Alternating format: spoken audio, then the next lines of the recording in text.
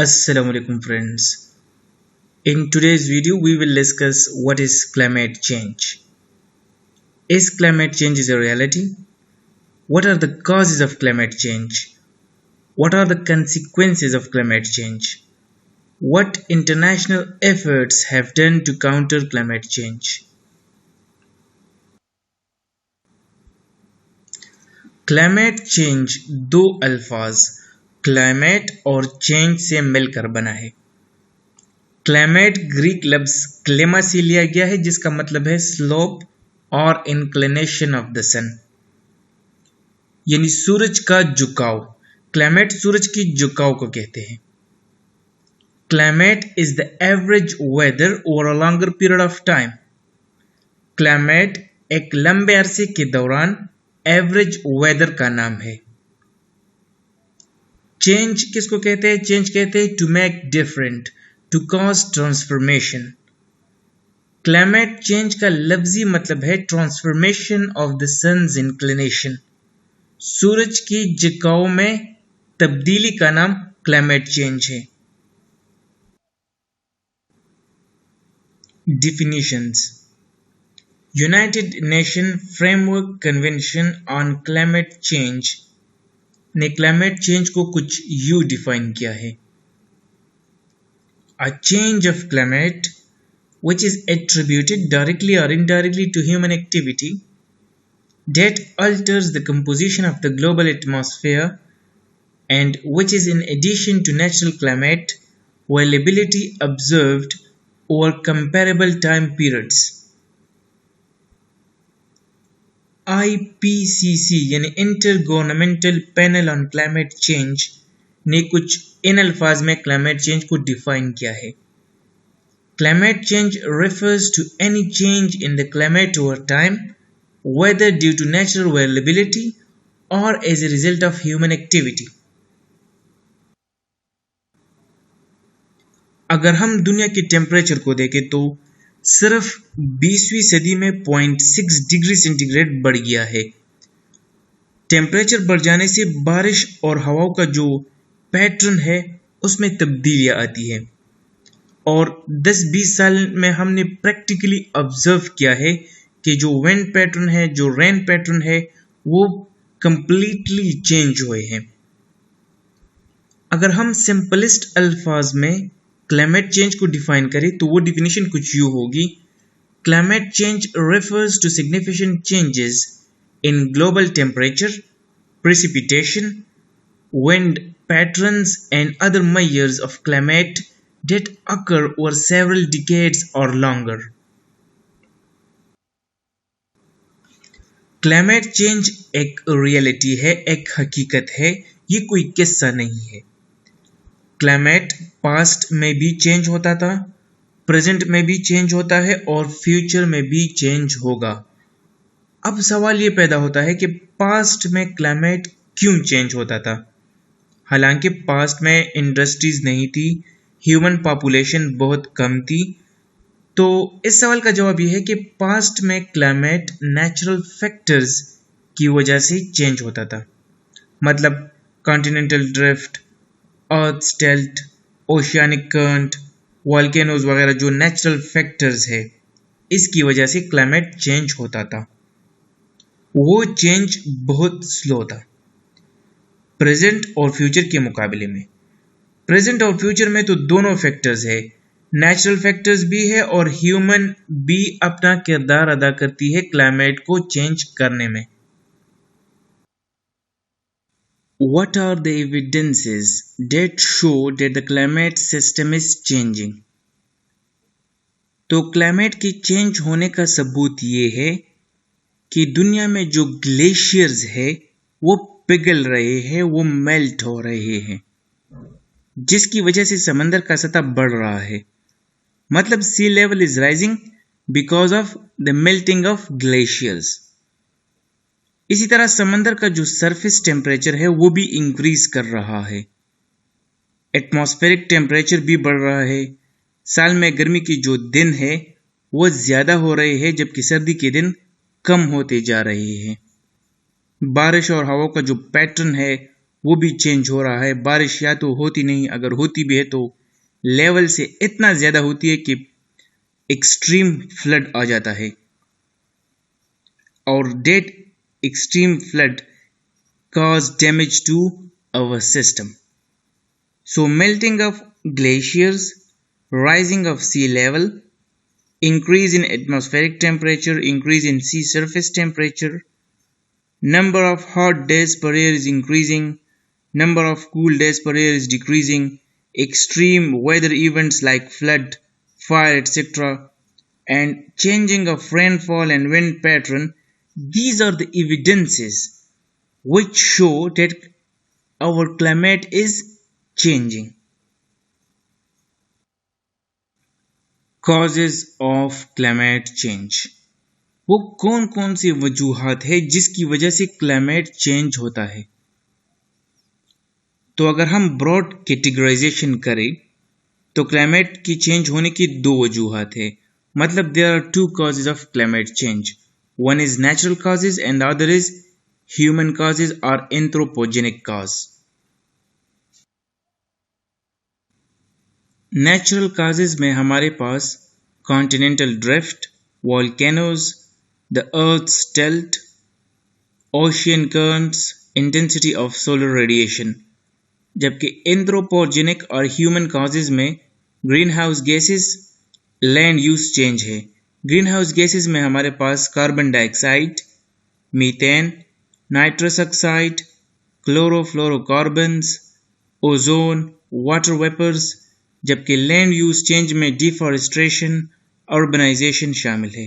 अब हम बारी बारी एक एक को पढ़ते हैं। ये हमारे पास सन है और सन से मुख्तलिफ किस्म की रेडिएशंस इमिट होती है। ये रेडिएशंस अर्थ को आती है, लेकिन एटमॉस्फेयर में एक स्फीयर है जिसका नाम है स्ट्रेटोस्फेयर, और उस स्ट्रेटोस्फेयर में ओजोन लेयर मौजूद है जो सोलर रेडिएशंस को जमीन तक पहुंचने से रोकती है। लेकिन ह्यूमन एक्टिविटीज की वजह से उस ओजोन लेयर में एक होल क्रिएट हुआ है, डिप्लीशन आ गई है।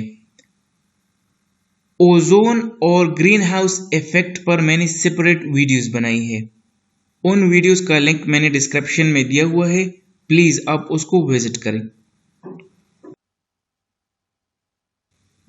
Natural causes of climate change में पहला है कॉन्टिनेंटल ड्रिफ्ट।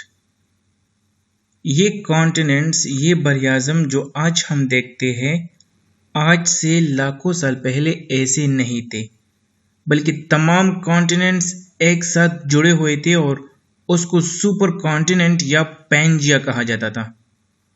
सुपर कॉन्टिनेंट के इर्द गिर्द एक समंदर था, एक ओशियन था जिसका नाम पैंतलिसा था। वक्त के साथ साथ ये सुपर कॉन्टिनेंट, ये पैंजिया में ड्रिफ्ट आया, तो पहले 2 कॉन्टिनेंट्स में, फिर 5 और आखिर में 7 कॉन्टिनेंट्स में स्प्लिट हुआ। कॉन्टिनेंटल ड्रिफ्ट की theory Scottish geologist Arthur Hume's ने दिया। अर्थ का अगर इंटरनल स्ट्रक्चर देखा जाए तो क्रस्ट के बाद मेंटल आता है जो फ्लूइड फॉर्म में है। आर्थर ह्यूम्स का ख्याल था कि fluid possessed a convection current created by heat trapped beneath the earth's surface, और जब कन्वेक्शन करंट जमीन की सतह पर आ जाए तो इससे कॉन्टिनेंट में स्प्लिट आता है।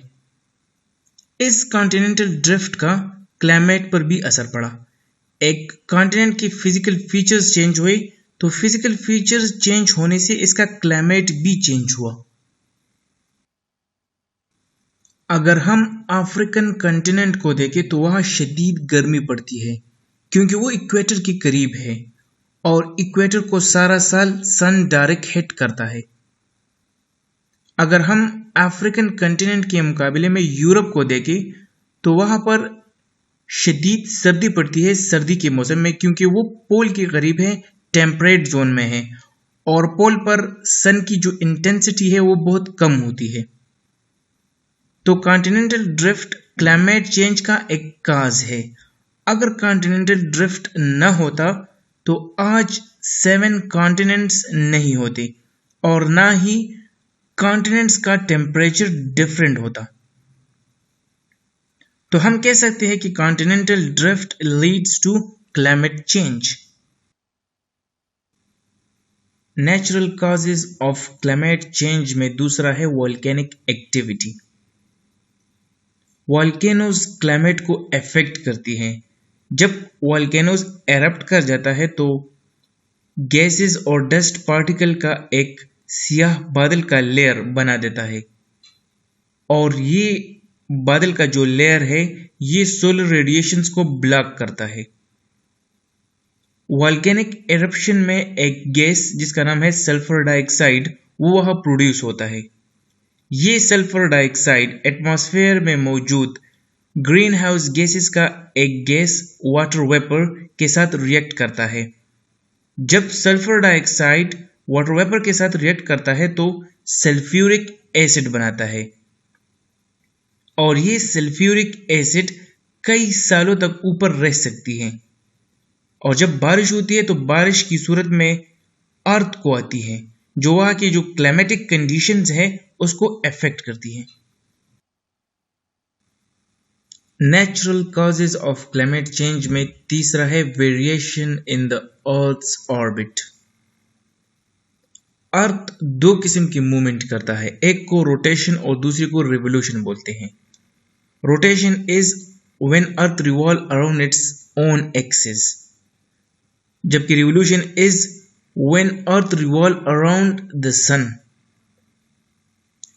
अर्थ का जो ऑर्बिट है सूरज के गिर्द उसमें 3 साइकिल्स होते हैं। एक को बोलते हैं एसेंट्रिसिटी, दूसरी को एक्सियल टिल्ट और तीसरी को प्रिसिशन बोलते हैं। Eccentricity, axial tilt and precision को कलेक्टिवली मिलनकोच साइकिल्स बोलते हैं और अकॉर्डिंग टू मिलनकोच थ्योरी ये तीनों साइकिल्स मतलब eccentricity, axial tilt and precision ये तीनों साइकिल सोलर रेडिएशंस को अफेक्ट करता है। जब सोलर रेडिएशन अफेक्ट हो तो इसकी वजह से क्लाइमेटिक कंडीशन जो है ये चेंज होती हैं, लेकिन ये बहुत स्लो चेंज है। Natural causes of climate change में 4th नंबर पे है ओशियन करंट्स। ओशियनिक करंट्स भी क्लाइमेट चेंज का एक कॉज है। What is oceanic current? The movement of large volume of water in defined direction within the ocean.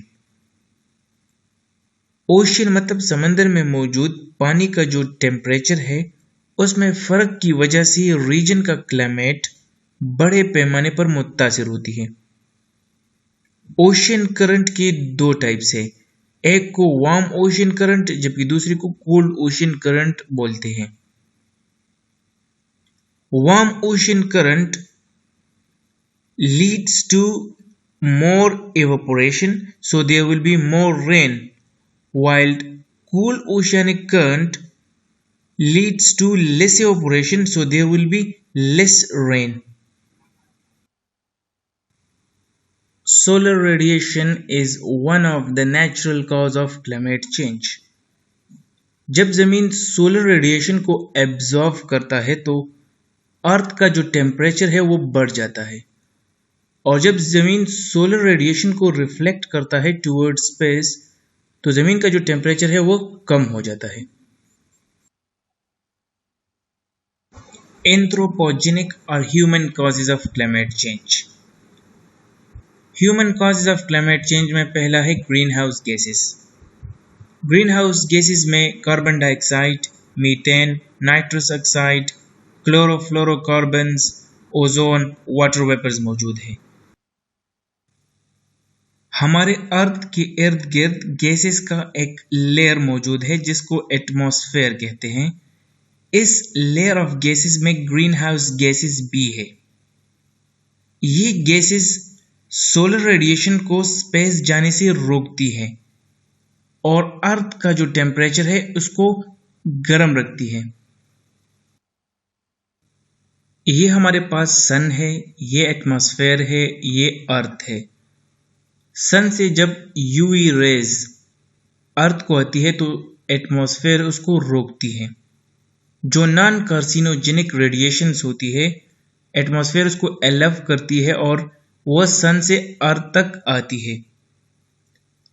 ये radiations अर्थ reflect करती है टुवर्ड्स स्पेस, लेकिन ग्रीन हाउस गैसेस जिसमें carbon dioxide 56%, methane 18%, CFCs 13%, ozone 7%, nitrous oxide 6% है।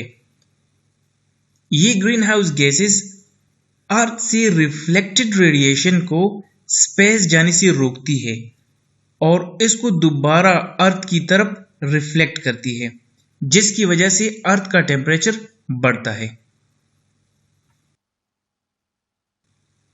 हमारे अर्थ का जो average surface temperature है वो 14 डिग्री सेंटीग्रेड है।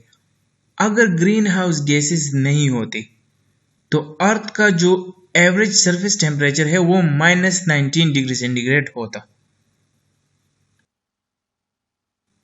एंथ्रोपोजेनिक और human causes of climate change में दूसरा है land use change. Land use change में पहला है डिफॉरेस्टेशन। डिफॉरेस्टेशन जब हम कटिंग करते हैं प्लांट्स की, ट्रीज की, तो ऐसी सिचुएशन को डिफॉरेस्टेशन बोलते हैं। इंसान अपनी जरूरियात और अपने घर और प्रोटेक्शन के लिए जंगलात को काटता है, दरख्तों को काटता है। डिफॉरेस्टेशन से एक रीजन का जो क्लाइमेट है वो चेंज होता है, यानी डिफॉरेस्टेशन की वजह से टेम्परेचर बढ़ता है, वहां का रेन पैटर्न चेंज होता है and this leads to change in the climate of the region. Urbanisation भी क्लाइमेट चेंज का एक काज है, क्योंकि अर्बन एरियाज मतलब जो सिटीज है वो भी तो एक लिमिटेड पोर्शन ऑफ पॉपुलेशन के लिए बनी है, लेकिन माइग्रेशन और ओवर पॉपुलेशन की वजह से वो इलाके जो है वो गुंजानाबाद हो जाते हैं। वहाँ का एयर, वाटर, सॉइल ये चीज़ें पोल्यूट होती हैं, वहाँ का क्लाइमेट चेंज होता है।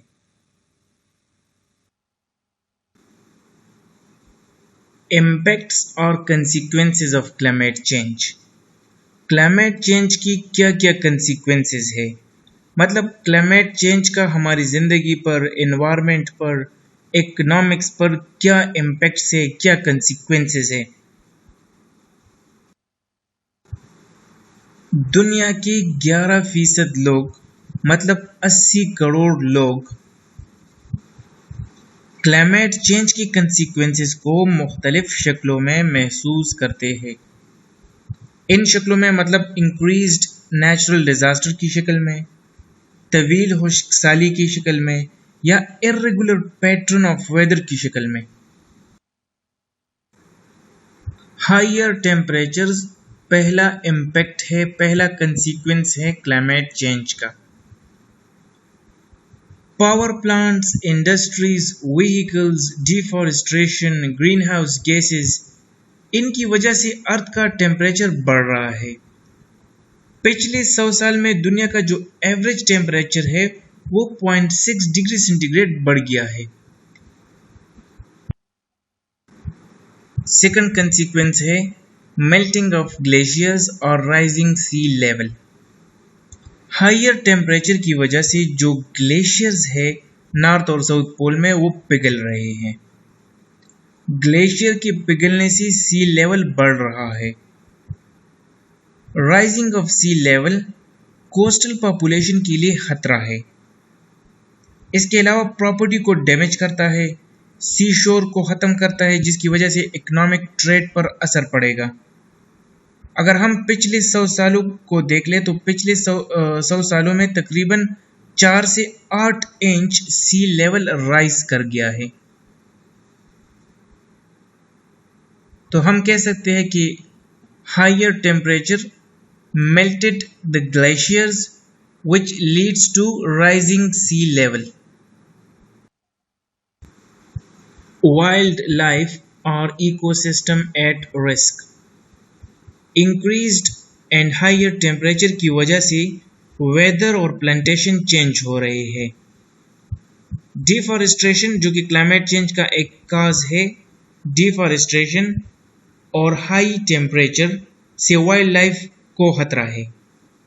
जंगली जानवर अपनी प्रोटेक्शन और सर्वाइवल के लिए दरबदर हो रहे हैं। Climate change forcing animal species to migrate to new or cooler areas in order to survive. Increased risk of drought, fire and floods. जब टेम्परेचर ज्यादा होता है तो जमीन और पानी से एवोपोरेशन ज्यादा होगा। ये एवोपोरेशन बहुत से इलाकों में खुश्कसाली का बायस बनता है। जिन इलाकों में खुश्कसाली होती है और वहां पर जब बारिश होता है तो बारिश की शिद्दत बहुत ज्यादा होती है, जिसकी वजह से सैलाब का खतरा होता है। Hot temperature and dry condition also increase the likelihood of forest fires. जंगलात में लगी आग भी हाई टेम्परेचर और ड्राई कंडीशन की वजह से होता है। Economic losses. हाई टेम्परेचर की वजह से सी लेवल इंक्रीज करता है। जब सी लेवल राइज होता है तो कोस्टल लैंड कम होगा। कोस्टल लैंड कम होने से शिप्स मतलब जो समंदरी जहाज होते हैं उसके लिए जगह कम होगी, जो ट्रेड कम होने का जरिया होगा, जिसको इकोनॉमिक लॉस कहते हैं। इसी तरह सैलाब, साइक्लोन वगैरह से हर साल अरबों डॉलर का नुकसान होता है। Climate change damage about 2% to 10% or more of global GDP per year. In comparison, it would take 1% of GDP to lessen the most damaging effects of climate change. Agriculture productivity or food security. फसलों का इन्हिसार solar radiation, temperature और बारिश पर होता है। अगर solar radiation और temperature ज्यादा हो, बारिश ही कम हो तो फसलों को नुकसान होगा। बाज़ औक़ात बारिश और सैलाब की वजह से तैयार फसलों को भी नुकसान उठाना पड़ता है। जब फसलें कम होगी तो उसकी कीमत ज़्यादा होगी। गरीब और जो मुतवासित तबका है वो अफोर्ड नहीं करेगा। और जब इंसानों के पास ईटेबल एटम्स न हो तो वो बीमार पड़ जाते हैं। 2003 में यूरोप में जो हीट वेव्स आए थे उससे 20,000 लोग मर गए थे, जबकि 2015 में कराची में जो हीट वेव्स आए थे उससे 2,000 लोग जान बहक हुए थे। Climate change increases the spread of infectious diseases, mainly because warmer temperatures allow disease-carrying insects, animals and microbes to survive in areas where they were once blocked by the cool weather. International efforts to counter climate change. These efforts are IPCC, the Intergovernmental Panel on Climate Change. दूसरा effort था united nations framework convention on climate change. तीसरा था Kyoto protocol. IPCC यानी intergovernmental panel on climate change का objective क्या था? तो IPCC का ऑब्जेक्टिव था to study global warming problems at governmental level. United nation framework convention on climate change का ऑब्जेक्टिव क्या था? तो यूएनएफसीसीसी का ऑब्जेक्टिव था to stabilise green house gas concentration in the atmosphere. Objectives of the Kyoto Protocol: to achieve stabilization of greenhouse gases concentration in the atmosphere at a level that would prevent anthropogenic interference with the climate system within a time frame sufficient to allow ecosystem to adapt naturally to climate change. दूसरा objective था to ensure that food production is not threatened. तीसरा objectives था to enable economic development to proceed in a sustainable manner. Guys, if you have any question, any query, write in the comment section. I will answer you. Thank you. Allah Hafiz.